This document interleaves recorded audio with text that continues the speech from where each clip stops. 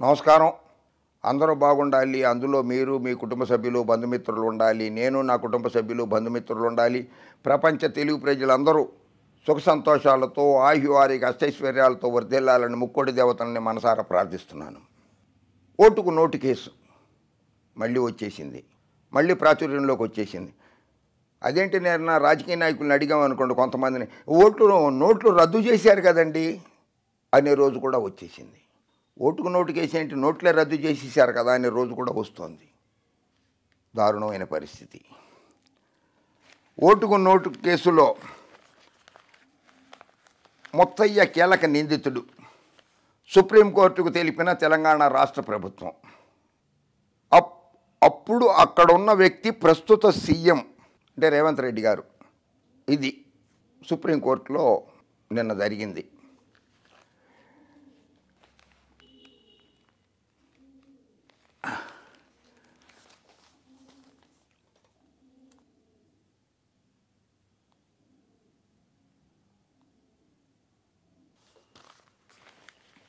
Charge షీట్లో చాలామంది పేర్లు ఉన్నాయి. వాళ్ళు కూడా ముఖ్యమంత్రులు అయ్యారు.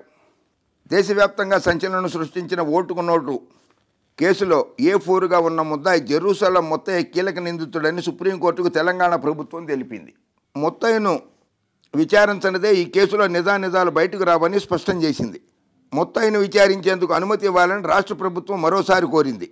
ఈ కేసులో నిందితుడిగా ఉన్న ముత్తయ్యపై 2016లో నమోదైన FIRను తెలంగాణ హైకోర్టు కొట్టివేయగా దీన్ని అవినీతి నిరోధక శాఖ అదే ఏడాది జూలై 6న సుప్రీంకోర్టులో సవాల్ చేసింది. ఇదే సంవత్సరంలో ఈ కేసులో కీలక సాక్షిగా ఉన్న ఎల్విన్ స్టీఫెన్సన్ సైతం సుప్రీంకోర్టులో పిటిషన్ వేశారు. ఈ పిటిషన్లు మంగళవారం chief justice of India justice BR Gavai, justice Vinod చంద్రన్లతో కూడిన ధర్మాసనం విచారించింది. అమ్మయ్య, ఆఖరికి సుప్రీంకోర్టు చీఫ్ జస్టిస్ గారి బెంచ్కి వచ్చింది ఓటుకు నోటు కేసు.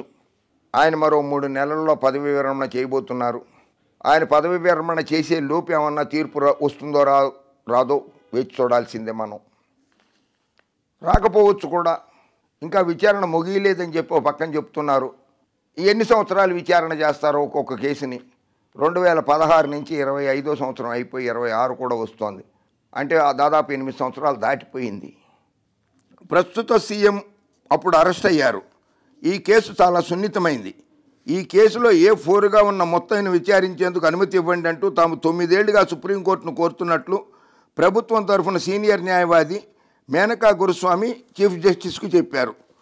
9 ఏళ్ల నుంచి అడుగుతున్నారట ముత్తయ్యను విచారించేందుకు అనుమతి ఇవ్వాలి అని. మరి ఒక విచారణకు అనుమతికే 9 సంవత్సరాలు పడుతోంది అనే సీనియర్ న్యాయవాది సుప్రీంకోర్టు చీఫ్ జస్టిస్ గారికి విన్నవించుకున్నారట.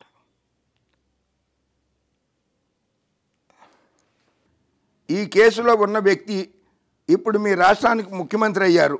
అయినా మీరు A4గా ఉన్న వ్యక్తిని విచారేందుకు అనుమతి అడగడం అభినందనీయం అని రాష్ట్ర ప్రభుత్వాన్ని ప్రశంసించారు జస్టిస్ గవాయ్ గారు, చీఫ్ జస్టిస్ గవాయ్ గారు.